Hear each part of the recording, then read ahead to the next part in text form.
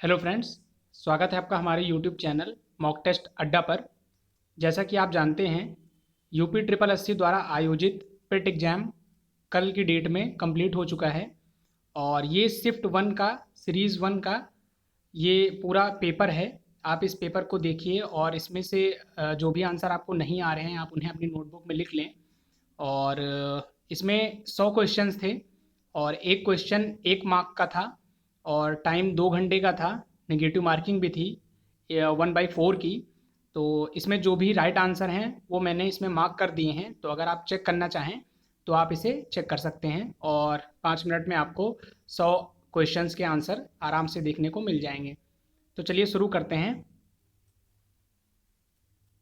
पहला क्वेश्चन है, भारत में शासन करने वाले दिए गए शासकों का काल क्रमानुसार सही क्रम क्या है? शेर शाह सूरी, अकबर, अलाउद्दीन खिलजी और इल्तुतमिश।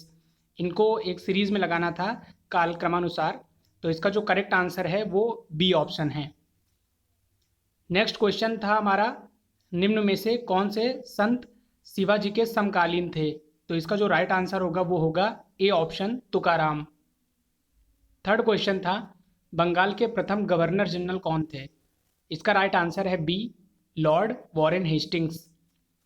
फोर्थ क्वेश्चन था, चरक संहिता संबंधित है, इसका आंसर होगा चिकित्सा, ऑप्शन बी।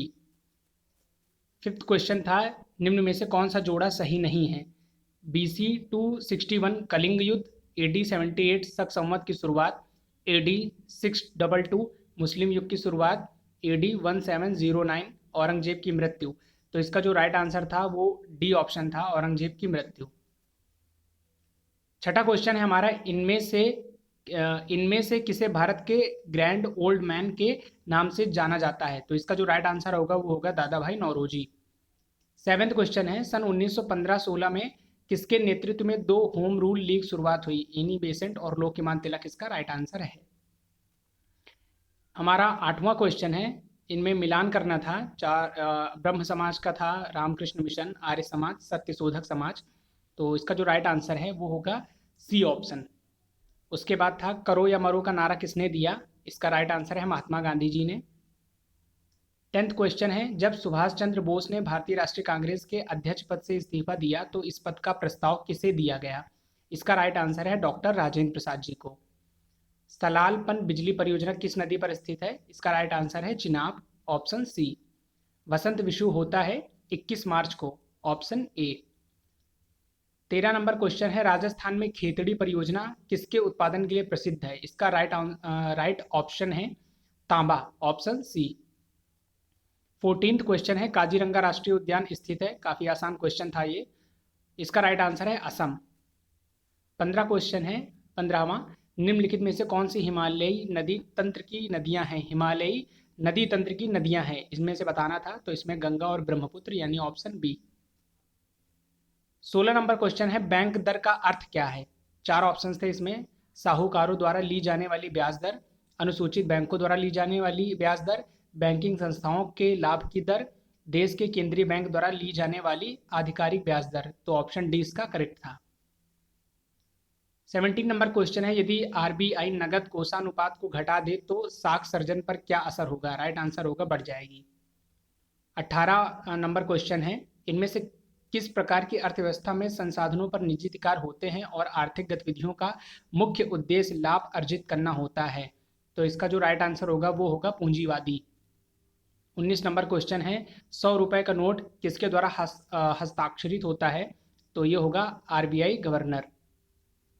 20 नंबर क्वेश्चन था, फेमा का फुल फॉर्म क्या था? Foreign exchange management act, B option इसका करेक्ट है। 21 नंबर है, भारत के संविधान में जन स्वास्थ्य एवं स्वच्छता किसमें शामिल है? तो इसका जो राइट आंसर होगा वो होगा ऑप्शन ए, राज्य सूची में। 22 नंबर क्वेश्चन था, भारत में पंचायती राज व्यवस्था किसके अंतर्गत रखी गई है? तो पंचायती राज व्यवस्था जो है वो राज्य नीति के निदेशक तत्वों के अंतर्गत रखी गई है, ऑप्शन सी इसका करेक्ट है। 23 नंबर क्वेश्चन था, शिक्षा का अधिकार एक मौलिक अधिकार है जो कि संबंधित है किस आर्टिकल से? तो इसका राइट आंसर होगा आर्टिकल 21A से। निम्न में से किसने संविधान सभा में उद्देश्य प्रस्ताव रखा?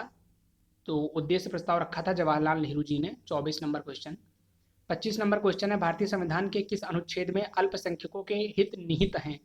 तो इसका जो राइट आंसर होगा वो होगा ऑप्शन सी, अनुच्छेद 29।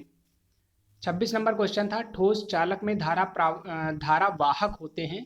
इसका राइट आंसर है मुक्त इलेक्ट्रॉन। प्रकाश वर्ष किसके मापने की इकाई है? तो ऑप्शन सी इसका करेक्ट है, एक वर्ष में निर्वात में प्रकाश द्वारा चली गई दूरी। 28 नंबर क्वेश्चन था, ब्लीचिंग पाउडर का रासायनिक नाम क्या है?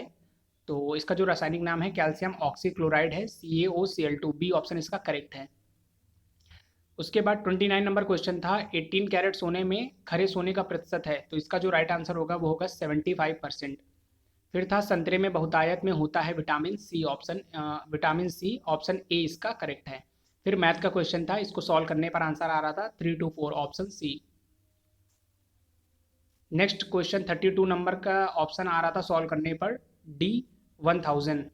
33 का ऑप्शन होगा राइट आंसर 4 माइनस √15। 34 का ऑप्शन आ रहा था आंसर 16% डिक्रीज, 16% घटी। डी ऑप्शन इसका करेक्ट था। 35 नंबर क्वेश्चन मैथ का एवरेज का क्वेश्चन था। इसमें 37 ईयर्स आ रहा था, 37 वर्ष कोच की उम्र। डी ऑप्शन इसका करेक्ट है। फिर हिंदी के क्वेश्चन थे, एकल का विलोम शब्द है बहुल, दर्प का पर्यायवाची है अहंकार, मन को हरने वाला वाक्यांश के लिए एक शब्द था। इसका राइट आंसर है मनोहर। गागर में सागर भरना मुहावरे का अर्थ था थोड़े में बहुत कहना। ऑप्शन 20 का करेक्ट है। फिर आया था क्वेश्चन शुद्ध वर्तनी का, तो इसमें महत्वाकांक्षा ऑप्शन सी करेक्ट है। उसके बाद इंग्लिश का एक पैसेज था, आप इस पैसेज को आराम से पढ़िएगा, आप इसका स्क्रीनशॉट लेके आराम से पढ़ सकते हैं। इनके आंसर मैं आपको डायरेक्टली बता रहा हूँ। इनमें 41 नंबर का जो क्वेश्चन है, ए मेनी साइडेड पर्सनालिटी मीन्स, इसका राइट आंसर होगा a person having varied interests. फिर 42 नंबर क्वेश्चन था, पंडित नेहरू इंजॉयड, तो इसका जो राइट आंसर आ रहा था पैसेज से वो था doing all these and much more. 43 number question, which of the following statement reflects Pandit Nehru's point of view? Option C इसका करेक्ट है, science and humanism are equally important. 44 number question था synonym, काफ़ी आसान था, फेमस का पूछा था, इसका होगा पॉपुलर। ट्रांसपेरेंट का पूछा था, इसका ऑप्शन सी करेक्ट है। और 46 था, पक्षी विज्ञानी पक्षी से रिलेटेड है और नृविज्ञानी किससे रिलेटेड है? तो इसका होगा मानव, यानी एंथ्रोपोलॉजिस्ट रिलेटेड है मैनकाइंड से। ऑप्शन सी इसका करेक्ट था। 47 नंबर क्वेश्चन पूछा था, रीजनिंग का था, इसमें पूछा था कौन सा मेल नहीं खा रखता है?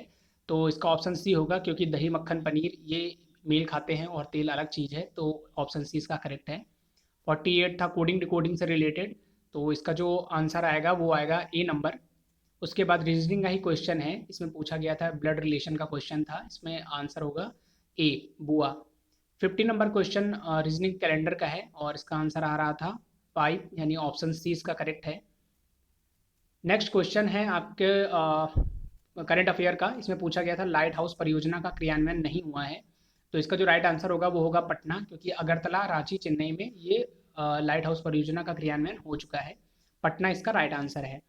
52 में पूछा गया था कौन सी भारतीय दूरसंचार कंपनी विश्व की 5वीं सबसे मजबूत ब्रांड है? तो रिलायंस जियो, ऑप्शन ए। फिर पूछा था bold bamboo oasis on lands in drought परियोजना हाल ही में भारत के किस राज्य में शुरू की गई है? Option A Rajasthan. 54 पूछा गया था, संयुक्त राष्ट्र की कोवैक्स योजना के अंतर्गत कोविड-19 की मुफ्त वैक्सीन पाने वाला पहला देश कौन सा है? राइट आंसर इसका होगा घाना। 55 क्वेश्चन था, अंतरिक्ष में जाने वाली भारतीय मूल की दूसरी अमेरिकी महिला अंतरिक्ष यात्री कौन है? ये हैं सिरिसा बांदला। 56 में है, उस भारतीय पहलवान का नाम क्या है जिस पर हाल ही में डोपिंग के लिए 2 साल का प्रतिबंध लगाया गया है? Sumit Malik, option B. 57 question का आंसर है हिमाचल प्रदेश। भारत का वह कौन सा प्रथम राज्य है जहां end to end e cabinet प्रणाली लागू की गई है? तो ऑप्शन बी हिमाचल प्रदेश। 58 है, किस भारतीय मंत्रालय द्वारा हाल ही में 2019-20 के लिए UDISE शुरू किया गया है? वो है शिक्षा मंत्रालय। 59 में पूछा गया था ब्रांड एम्बेसडर वीवो के, वो विराट कोहली जी हैं। और 60 में पूछा गया है सुपेश भारत में किस न्यायालय के लिए शुरू किया गया है? तो ये है सर्वोच्च न्यायालय, ऑप्शन सी। 61 में पूछा गया था कितने भारतीय राज्य नेपाल से सीमा साझा करते हैं? ये ऑप्शन इसका होगा 5। कोस्टारिका की कंट्री राजधानी कौन सी पूछी गई थी कोस्टारिका की? तो इसका होगा सैन जोस, 62। 63 क्वेश्चन में पूछा गया था केंद्र शासित प्रदेश लक्षद्वीप की आधिकारिक भाषा कौन सी है? तो ये होगी मलयालम। 64 में पूछा गया था कि भारत के संविधान के अनुसार लोकसभा के सदस्यों की अधिकतम संख्या क्या है? ऑप्शन डी इसका 552। हिंदी दिवस पूछा था 14 सितंबर, इसका राइट आंसर है। फिर पूछा था सार्क में कौन सा सदस्य इसका नहीं है, कौन सा देश? वो होगा म्यांमार। 67 ने पूछा था अजंता एलोरा की गुफाएं कहाँ स्थित हैं? औरंगाबाद, महाराष्ट्र। 67 का ऑप्शन सी। ओणम का फेस्ट पूछा था, तो ये रिलेटेड है केरल से, ऑप्शन 20 का करेक्ट है। 69 में पूछा था सूर्य के सबसे निकट ग्रह कौन सा है? तो इसका आंसर होगा बुध। और फिर क्वेश्चन नंबर 70 में पूछा था नोबेल पुरस्कार जीतने वाले प्रथम एशियाई कौन थे? तो वो थे रविंद्रनाथ टैगोर। फिर उसके बाद पैसेज पूछा था, तो आप ये पैसेज आराम से पढ़िए और अपने आंसर चेक करिए। इसका जो राइट आंसर है वो मैं आपको इसमें डायरेक्टली बता रहा हूँ। विश्व में शांति क्यों आवश्यक है? मानव जाति के विकास के लिए। मैंने कुछ वीडियोस में देखा था, तो वो बता रहे थे उत्तमोत्तम रचनात्मक कार्य के लिए, लेकिन मैंने जो इसका आंसर देखा है वो इसका राइट आंसर होगा मानव जाति के विकास के लिए। क्योंकि यहाँ पर पूछा गया विश्व में शांति क्यों आवश्यक है, तो अगर आप इसको पढ़ेंगे तो यहाँ पे ऑप्शन में आ रहा, यहाँ पे पैसेज में आ रहा था शांति के अभाव में मानव जाति का विकास संभव नहीं। ये लाइन आप अगर यहाँ पर पढ़ेंगे बीच में आ रही है, शांति के अभाव में मानव जाति का विकास संभव नहीं। तो ये लाइन से इसका आंसर आना चाहिए कि शांति क्यों आवश्यक है, यानी मानव जाति के विकास के लिए। 72 क्वेश्चन था विश्व शांति की स्थापना के लिए सबसे आवश्यक है अहिंसा और प्रेम। आप पैसेज पढ़ेंगे आपको आंसर क्लियर हो जाएगा। कठोर से कठोर हृदय को भी कोमल बनाया जा सकता है अहिंसा द्वारा। किसी भी राष्ट्र के स्वर्णिम युग के प्रमुख तत्व हैं शांति, सुख और रचनात्मक कार्य, ऑप्शन डी करेक्ट है। नितांत शब्द का उपयुक्त पर्यायवाची है। अब इसमें इसका आंसर कुछ लोगों का कहना है बिल्कुल होगा और कुछ का कहना है भली भांत होगा, तो इसमें थोड़ी सी कन्फ्यूजन थी मुझे, इसलिए मैंने इसका आंसर मार्क नहीं किया है। वैसे मुझे लगता है इसमें भली भांत या बिल्कुल दोनों में से एक ही कोई होगा। नेक्स्ट पैसेज आप इसको स्क्रीनशॉट लेके आराम से इसको पढ़िए और उसके बाद आप आंसर चेक कर सकते हैं। मैं आपको डायरेक्टली आंसर बता रहा हूँ। विज्ञान मानव की सबसे बड़ी शक्ति इसलिए कही गई है क्योंकि इसके बल से मनुष्य, प्रकृति और प्राणी जगत का सिरमौर है, बी ऑप्शन। 77 का राइट आंसर है सी। वैज्ञानिक चिंतन पद्धति ने मनुष्य का सबसे बड़ा उपकार यह किया है कि उसे मुक्ति मिली है भ्रमपूर्ण रूढ़िवादी विचारधा से, ऑप्शन सी। 78 में है विश्व के परिवारवत लगने का कारण का प्रमुख कारण है, राइट आंसर उसका होगा ए, यातायात एवं संचार साधनों का विकास। 79 में है हस्तामलक शब्द से अभिप्रेत है, डी ऑप्शन इसका करेक्ट है, स्पष्ट और अनायास बोधगम्य। 80 में है वैज्ञानिक चिंतन पदबंध से आशय है, डी ऑप्शन इसका करेक्ट है, स्वस्थ एवं संतुलित चिंतन। फिर उसके बाद मैथ के क्वेश्चन थे। ये एक पाई चार्ट दिया हुआ है, ग्राफ दिया हुआ है, तो आप इसको देख के सॉल्व करिएगा। बाकी मैंने इसमें क्वेश्चन आंसर टिक कर दिए हैं, आप देख सकते हैं। How many students got more marks in history than in geography? कितने छात्रों ने भूगोल की अपेक्षा इतिहास में ज़्यादा अंक अर्जित किया? इसका राइट आंसर है 3, ऑप्शन बी। 82 का राइट आंसर होगा बी, 1 2 3 6। 83 में है भूगोल में छात्र 3 से 4 के मध्य अंक की प्रतिशत बढ़त है, इसका इनसफिशिएंट डेटा था, इसलिए ऑप्शन डी करेक्ट है। 84 का राइट आंसर होगा 1.20, डी ऑप्शन इसका करेक्ट है, रेशियो का क्वेश्चन था। और 85 में पूछा गया था छात्र 4 को भूगोल में 60 अंक मिले हैं, उसके इतिहास में कितने अंक हैं? तो इसका होगा 75, ऑप्शन सी। फिर 86 से 90 में ग्राफ ये दिया हुआ था, इसमें जो राइट आंसर 86 का आ रहा है वो होगा, पूछा था कच्चे ऊन के उत्पादन में उच्चतम वृद्धि का वर्ष था, सबसे मैक्सिमम वृद्धि प्रोडक्शन किस ईयर में हुआ है? तो आप ग्राफ देख के समझ जाएंगे, वो है 2017 से 18। 87 में पूछा था पहले 4 वर्षों के उत्पादन की तुलना में अंतिम 4 वर्षों में कच्चे ऊन का उत्पादन कितने परसेंट बढ़ गया है? तो ये था 22.2, ऑप्शन बी इसका करेक्ट है। 88 में पूछा गया था 8 वर्षों के दौरान औसत उत्पादन क्या था? तो औसत उत्पादन आ रहा है 62.5 मीट्रिक टन। फिर 89 में पूछा गया था उत्पादन में पिछले वर्ष की तुलना में अधिकतम प्रतिशत घटत किस वर्ष रही? तो ये ऑप्शन ए इसका करेक्ट है। 90 ऑप्शन इसमें है, ऑप्शन डी 3/4 90 क्वेश्चन का। फिर 91 से 95 में भी एक आपको तालिका दी गई है, सेल्समैन के से रिलेटेड क्वेश्चन थे इसमें। 5 सेल्समैन द्वारा अर्जित वार्षिक कमीशन दिया गया था और उनसे रिलेटेड क्वेश्चन थे, तो इसमें आप इसको देखिएगा चार्ट को और अपने तरफ से लगाने की कोशिश करिएगा। 91 का राइट आंसर है 2016। 92 का राइट आंसर है 19.05। इसमें पूछा गया था वर्ष 2018 में बी का कमीशन पांचों सेल्समैन के उसी वर्ष के कुल कमीशन का लगभग कितना प्रतिशत था, तो ये है 19.05। 93 क्वेश्चन का राइट आंसर होगा ऑप्शन डी, सी सही है इसका। ऑप्शन डी, सी आंसर सही है इसका। 94 में है 2019। निम्न में से किस वर्ष में किसी भी सेल्समैन द्वारा अर्जित उच्चतम और न्यूनतम कमीशन का अंतर अधिकतम है, सी ऑप्शन 2019। 95 वर्ष 2019 में सेल्समैन डी द्वारा अर्जित कमीशन ए द्वारा अर्जित कमीशन का लगभग कितना प्रतिशत है, ये नन ऑफ दीज होगा, ऑप्शन डी। फिर 96 से 100 में ये एक स्टडी टेबल दी गई हुई है, जिसको आप देखिए और अपनी तरफ से लगाने की कोशिश करिए। ये सारे क्वेश्चन इसमें दिए हुए हैं 96 से 100 तक। इसका मैंने आंसर मार्क कर दिया है, तो आप चेक कर सकते हैं अपना आंसर। निम्नलिखित में से किस महीने में खुले खातों की संख्या की औसत मैक्सिमम है, वो होगा सितंबर। 97 का राइट आंसर होगा 35.3, बी ऑप्शन इसका करेक्ट है।